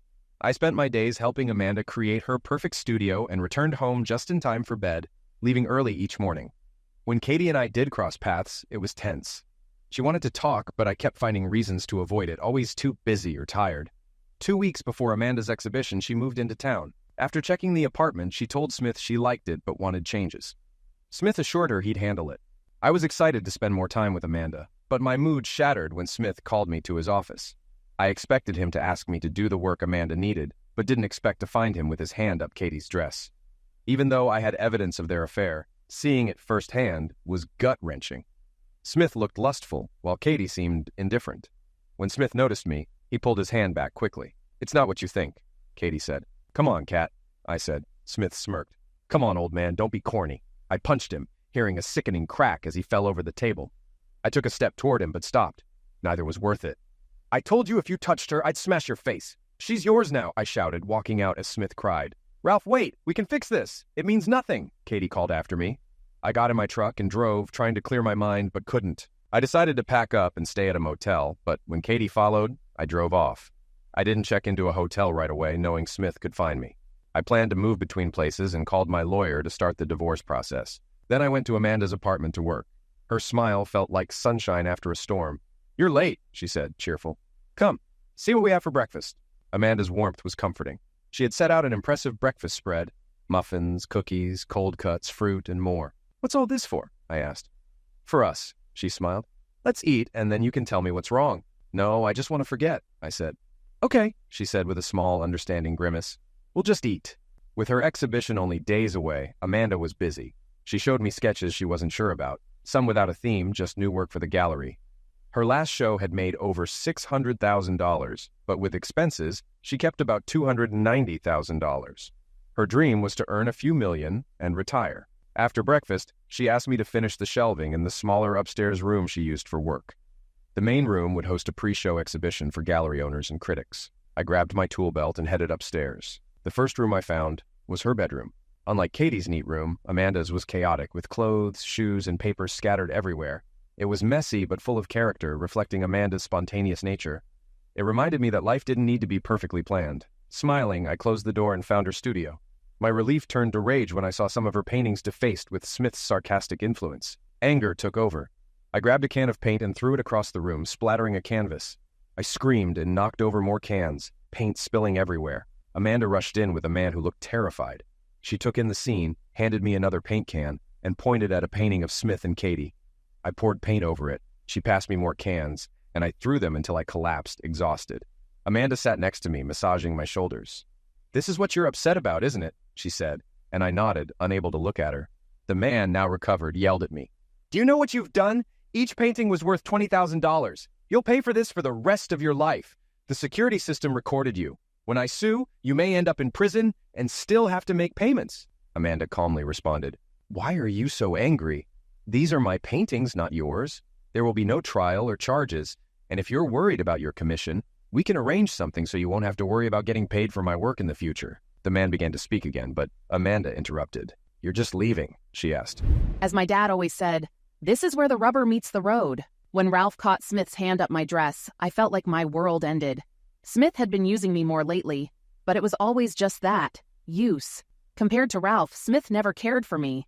I was just another possession, like his car or watch. He never said he loved me or even liked me. It hit me that I truly loved Ralph more than I ever admitted. I took him for granted because he was always there, always putting me first. I remembered one morning when I had an interview and my clothes weren't ready. Ralph came home from work, made me breakfast, and ironed my clothes. Smith would never do that. I didn't even know where Smith lived. How had I been so blind? All week I tried talking to Ralph, but he wouldn't engage. We hadn't been intimate in a while, and I could see he knew about Smith and me. The look in his eyes, once loving, now held contempt.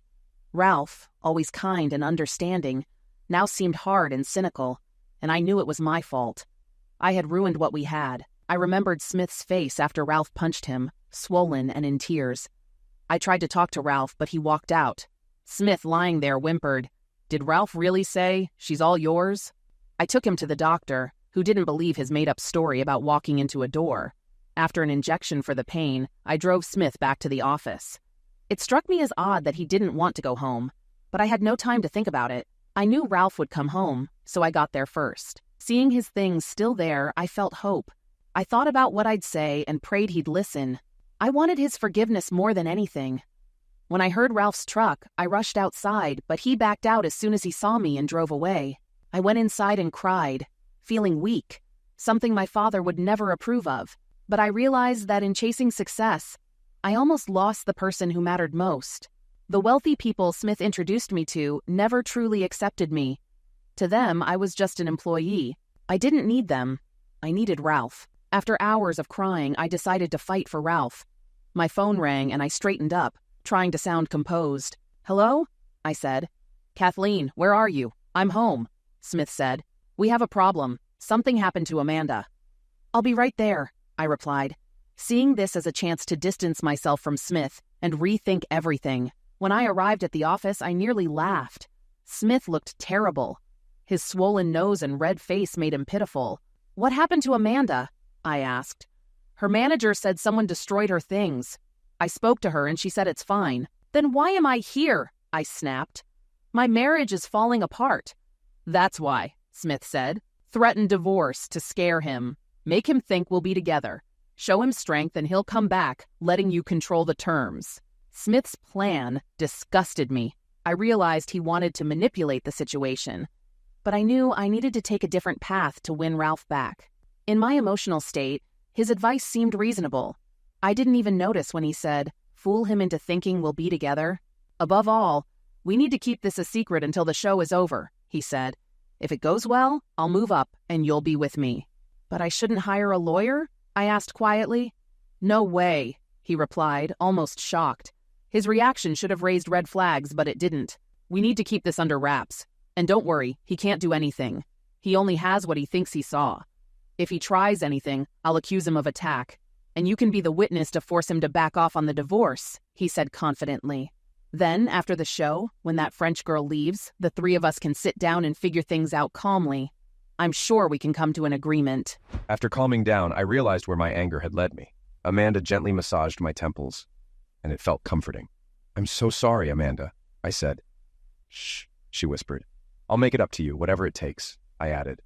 She looked into my eyes, almost as if she'd kiss me, but a knock interrupted us. A large man entered, smiling. "Victor Wang, meet Ralph Jenkins," Amanda said cheerfully. "Now I see why you were hiding," Victor said, giving me an odd look. He asked to see Amanda's work, and she led him into the living room. I followed, knowing we had more to discuss. Victor barely glanced at her paintings. "Honey, you drew these," he said dismissively. "Rich folks will buy them, but they bore me, like a rock star's greatest hits with no hits." "Do you have anything else?" he asked. "I had character studies, but they were damaged," Amanda said. "Show me, and I'll think about it," he said. "If you like them, she'll redo them," I added quietly. Victor gestured dramatically and led us to the studio. He surveyed the room, now in disarray from my outburst. He suddenly looked excited. "Amanda, recreate this room. It's full of raw emotion," he said, almost shouting. "This is it," he pointed at me. "You didn't hit her, right?" "Of course not," I said sharply. Victor suggested painting after reconciling fights and asked about bringing a camera crew. "Before the show," Amanda said. Victor left, muttering to himself. Amanda, lost in thought, walked into the studio and examined every detail. She rushed to her bedroom, speaking excitedly in French and English. She returned with a camera and kissed me. My first real kiss. Brief, but meaningful. I watched as she photographed the room and measured the space, speaking rapidly on the phone about recreating the setup and planning the exhibition. Amanda's business side was fierce. She renegotiated terms and set expectations, then turned to me, her smile a mix of triumph and sadness. "Where are we having dinner, Ralph Jenkins?" she asked, eyes softening. "Texas Roadhouse," I laughed. Ralph didn't come home last night. I had followed Smith's advice but had my doubts. My plan was to talk to Ralph, using Smith's idea only if necessary. What Smith didn't get was that Ralph had luck and unpredictability on his side. Even when things looked bad, Ralph always found a way. But now we were on opposite sides and luck couldn't help me. I waited for Ralph, spreading a blanket by the door to catch him if he returned. By 3 a.m., it was clear he wasn't coming. I felt the weight of my actions and cried, not wanting to be strong anymore. I just wanted my husband back. When I arrived at the office late, it was chaotic. I felt out of place, only there to satisfy Smith. I thought of what my parents would say, picturing my mom's voice reminding me how I'd succeeded in some ways, but failed in the most important one, my marriage. Before I could cry again, a secretary came out of Smith's office, warning someone about a family argument inside. Smith emerged with a smaller, disheveled man who, despite his appearance, had a commanding presence. "Who was that?" I asked Smith. "No time for questions," he snapped. "Amanda wants to renegotiate her terms, hinting at going to another agency. Brandon smells money and is never wrong. If I lose this, we're both out." "What will you do?" I asked. "What do we do?" he barked. "Stop worrying about your husband and focus." His tone was harsh, and for the first time I saw how little he respected me. In contrast, Ralph, who I had hurt, never spoke to me like that. "Maybe Amanda called while we were at the doctor's," I suggested. Smith's eyes lit up. "That's possible. I'll go to her like this. She'll sympathize," he said. He motioned for me to come closer and pointed at his zipper. "Smith, we just got caught," I protested. "Lock the door and come here," he insisted. His look silenced me, but a knock interrupted us. A woman entered with papers. "She's working on something new with a partner," she said, excited. "Critics loved the photos, and they're adding a private room with an extra fee going to charity. Miss Jenkins might help," she added. "How can she help?" Smith sneered. The woman turned to leave. "Your husband is overseeing the new room construction," she said. "He's probably making sure Amanda's vision is perfect." With a smile at me, she walked out. It seemed like everyone but me recognized how special Ralph was. "He's so sweet," Smith mocked after the woman left. "If he's so great, why did he do this to me?" Now, Go find out whatever you can from Lil Abner, Smith ordered. I'll work on getting back into her good graces.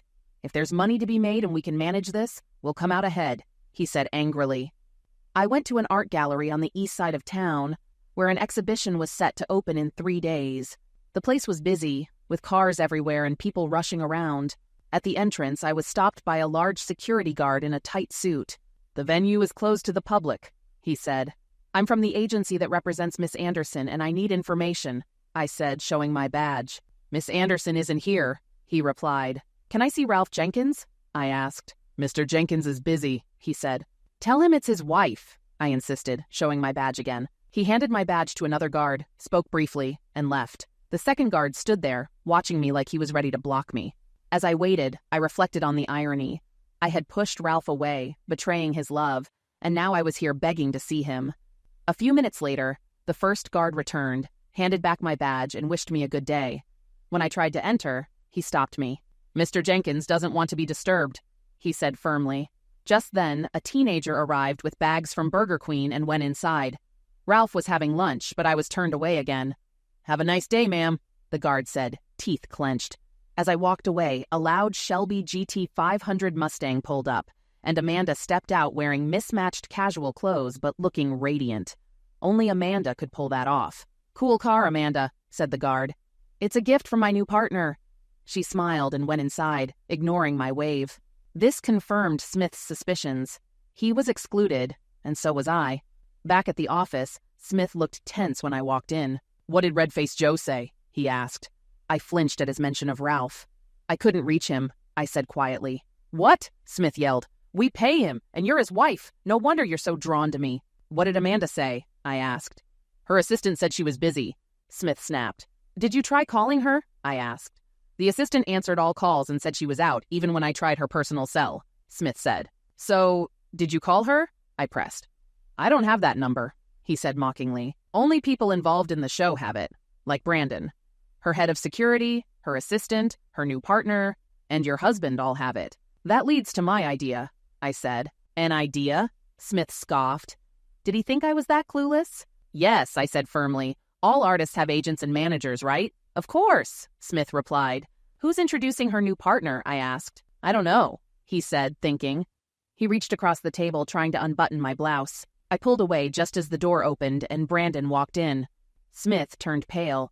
I don't think we've met, Brandon said, extending his hand. Brandon Benson, this is my assistant, Kathleen Jenkins, Smith introduced. Jenkins? Any relation to Ralph Jenkins?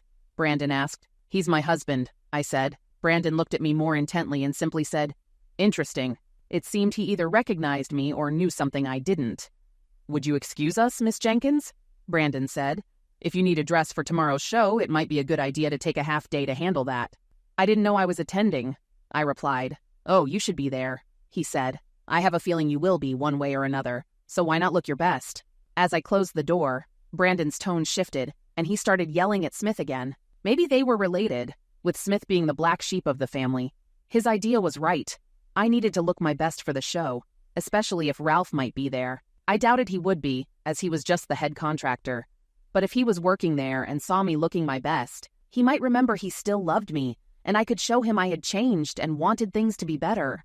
Amanda, I don't want a suit, I said. But this is the one you need, she insisted. Over the past few days, I learned Amanda always got what she wanted. This morning, she took me to a fancy salon for a haircut, not my usual barbershop. They served cappuccino and the works, and I had to admit, I looked much better, clean-shaven and neat. Amanda had hidden my car, saying I could pick her up after the show, which convinced me to go. Now I was driving an incredible midnight blue Shelby GT 500 convertible. I didn't even miss my truck while behind the wheel. Amanda's presence distracted me from my problems with Katie. Her lawyers coordinated with mine to ensure the divorce process went smoothly. With her creative nature, Amanda helped me find a way to get back at Smith without violence or risk of prison. It was a more satisfying long-term revenge, taking what mattered most to him, just as he had destroyed my marriage. But Amanda, George says he never wears suits, even when meeting the president, I said. When your band sells $50 million in records, you can skip the suit too, she said, smiling. For now, this is your first show as an artist, and you need to make an impression. The blue suit complements your eyes perfectly. I'm an artist, I asked. Since when? Since you shook up the art world by finishing my paintings, she said. Why else do you think we're doing this? I thought I was your driver to pay for the ruined paintings, I said. And that's why you made me drive your car. Ralph Jenkins, you're amazing, she laughed. What's so funny? I asked. It's not my car, it's yours. My car? I said. I can't afford this. Your share from our first painting will more than cover it, she said. If not, consider it my gift. Now try on the jacket. No ties, Amanda. I won't wear a tie. The night before the show felt foreboding. I finally understood what my high school teacher meant by the sword of Damocles. My last-minute green dress was perfect, matching my blonde hair, with a deep front and an open back down to my waist, so wearing a bra was impossible. Ralph used to say I had an open style, and I hoped he would be there to notice. Even if he couldn't forgive me right away, I was ready to do whatever it took to win him back. If he wanted, I'd quit my job, go home, and start the family he dreamed of. From tonight on, he would be my top priority. While buying the dress, I noticed that I'd put on weight, maybe due to age, a sedentary lifestyle, or rich food. I needed to let the dress out and added elastic to tighten my midsection. My figure wasn't what it used to be, but I looked good tonight. Smith arrived in a limo, giving me the aloof look I once found attractive. Now, seeing him up close, I wondered what I ever saw in him. He was 50, balding, weaker than me, and boring. He didn't care about me, he just used me. And for him, I gave up my young husband, who adored me. When Smith closed the limo partition and reached for me, I pulled away.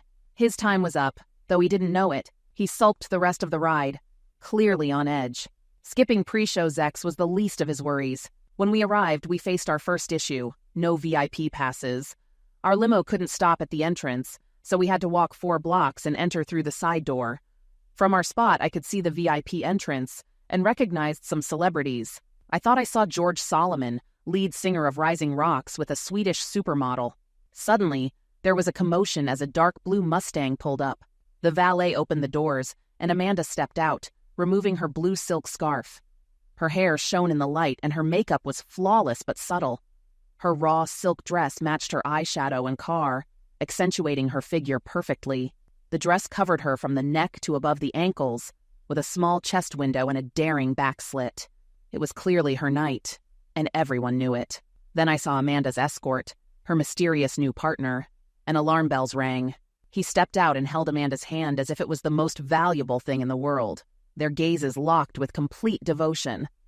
George Solomon ran over, patted the man on the back, and they playfully sparred for the cameras. These people were genuinely enjoying themselves, unlike Smith. Amanda's partner was clearly more than just that, with connections to rock stars and more. His hair was styled perfectly, and he wore a long midnight blue raw silk jacket that matched Amanda's dress. When we finally entered, I couldn't stop thinking about Amanda's partner. Why was I focused on him when I should be looking for Rafe? "Smith, I'm going to check the back of the venue," I said. He just nodded, distracted. I went backstage and tried to access the VIP room but was blocked. Smith and I, as agency reps, could enter the VIP room for the exhibition, but not for the early viewing reserved for the elite. I was tired of rich people anyway. I asked a guard if any contractors were on site in case of emergencies. "Most of them are," he said, adding they could be found downstairs playing cards and laughing at their boss. I wondered why they were laughing at Rafe, but guessed it was just friendly teasing. I realized I'd failed him again, not being there for his big night, which represented his idea of success. I went downstairs, met with whistles and comments about my dress. Despite everything, it felt nice to be noticed. I wondered how Rafe would react when he saw me. "Hey, is Rafe Jenkins here?" I asked. "Not with the workers tonight," one replied. "Rafe's doing his other thing." They laughed, and as I left, I overheard, "Rafe's winning with the ladies tonight." I returned to my section, watching guests admire Amanda's paintings, most already sold before the show began. I approached Smith. "What's wrong?" he snapped. "Didn't find Barney Fife?" I stayed silent, fuming. Rafe was worth 1,000 Smiths. Just then, an announcement over the loudspeaker signaled the start of the special show. VIP ticket holders lined up, showing their passes to enter. Inside, the room was set up differently, with only 7 covered paintings. I held my breath seeing George Solomon in the exclusive front row. The cost to sit there must have been astronomical. The presenter spoke. "What separates great artists from good ones? It's their ability to convey emotion and connect with viewers," he said. Camera flashes went off, and people outside peered through half-open doors, a tactic to entice them to pay double next time. Smith sat as far from me as he could, acting unusually distant. Normally, he liked showing we were together. "Tonight," the announcer continued, "we have the honor of presenting the newest work from an artist at a turning point in her career. I present Amanda Anderson." All eyes turned as Amanda stepped on stage with flashcards in hand, exuding confidence. It felt like an award show, and her every move was photographed. She smiled, prompting another wave of camera flashes and shouts of "Amanda," as everyone tried to get her attention. "Tonight, I present my latest and greatest works," Amanda said in heavily accented English. I'd heard her speak before, and her accent was never this strong. She was playing the role of the exotic French artist. "Before we begin the auction, I need to thank those who made tonight possible," she said. "From the Benson Management Agency, please welcome Brandon Benson, Smith Benson, and Kathleen Jenkins." I was stunned she mentioned me. In a daze, I walked toward the stage. Smith beamed, whispering, "The witch is recognizing us. This could be good." He went straight up the steps, while Brandon gestured for me to go ahead. Cameras flashed as we stood on stage, and I hoped Ralph and my family were watching. Big screens throughout the room broadcast the event. I noticed more people on stage than expected, each holding brown envelopes. I thought they might present awards and wave to the crowd. Amanda began speaking again. "When I arrived in California 2 months ago," she said. Smith turned pale. We thought she'd only been here a week or two. "I was lost," Amanda continued. "My career had stalled, and I didn't know my next move. I painted works in France that sold tonight. They were good, but I needed more. Then, someone came into my life and changed everything." A chill ran through me as I thought about her partner, when I should have been thinking about Ralph. "He gave me a friend," she said as the crowd reacted. "He showed me joy in simple things, and the magic of flavors, like Burger Queen." I snapped my head toward Amanda, and Smith gripped my hand. I felt dread. "Let me introduce my new partner, and hopefully more than just in business." She smiled at the cameras. "Ralph Jenkins." My mind reeled. Smith's jaw dropped, and I nearly collapsed.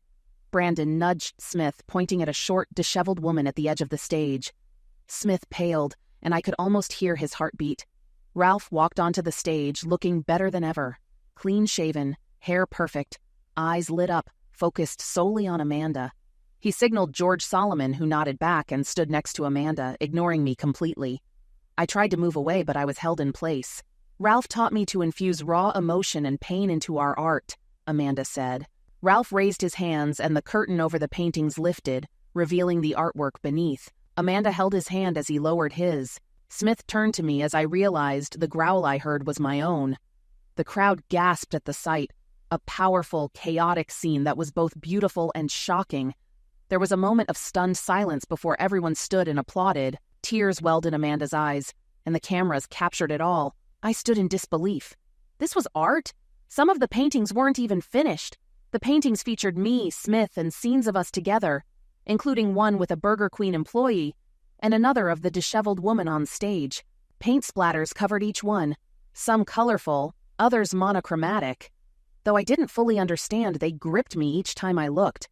"Watch closely," Amanda said, narrating a story of betrayal about a devoted husband whose wife chooses an unworthy man. "Feel the wife's pain and sadness as her love is rejected for the last time," she added with raw emotion. Amanda commanded the room effortlessly, captivating everyone. Meanwhile, anger surged through me. I felt betrayed and humiliated. Gasps and murmurs filled the room as people recognized us, casting angry glances my way. I tried to leave, but guards blocked my path. "Where are you going, Kathleen?" Amanda called from the stage. "We have gifts for you both later." Guards stood behind Smith and me to keep us from leaving. Brandon glared at Smith. "Idiot!" Brandon shouted. "You're fired," he said, loud enough for everyone to hear. The disheveled woman slapped Smith so hard it echoed. She tried to reach me but was blocked by the guards. The auction began with Smith's painting, which sold for nearly $200,000. A painting of the woman, Smith's wife, fetched $250,000. My portraits also sold for high prices. The only painting that stalled was of the Burger Queen boy, until Amanda offered dinner with her and Ralph, and an explanation of the boy's role. Bids soared. Amanda and Ralph raised their hands, and the room quieted. "Before we close, we present our most important piece," Amanda said. Lights revealed the final painting, Ralph standing alone, covered in bold paint splashes. Camera flashes erupted, and murmurs of awe rippled through the crowd. It was clearly the highlight, showcasing Amanda's artistic growth. I felt the weight of my betrayal. I realized how deeply I had hurt Ralph and knew I had no hope of winning him back. I didn't deserve his forgiveness. Bidding for the painting started at $1 million and climbed to nearly $1.3 million. As the auction ended and people began to rise, Ralph's voice stopped them. "There's one more piece," he said. "Even Amanda doesn't know about this. Look at the screens." A video played showing Ralph discovering the paintings in a room, his pain and shock clear as he moved from one canvas to the next. It was the day he found out about Smith, judging by the look I remembered. He picked up a paint can and hurled it at the paintings, shouting and collapsing in anguish. Amanda entered, ignoring the paintings, focusing only on comforting Ralph. She handed him more paint, guiding him to channel his pain onto the canvases.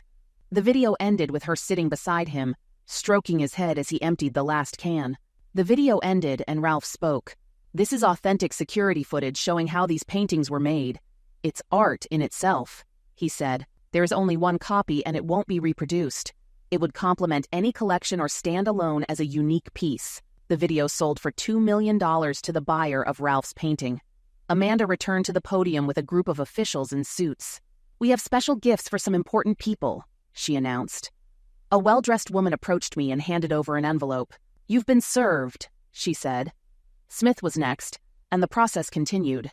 Ralph had filed for divorce due to my infidelity and sued Smith for alienation of affection, blaming him for the collapse of our marriage. He also sued Benson's agency for failing to enforce privacy policies. Smith's wife, who was actually a Benson, filed for divorce as well.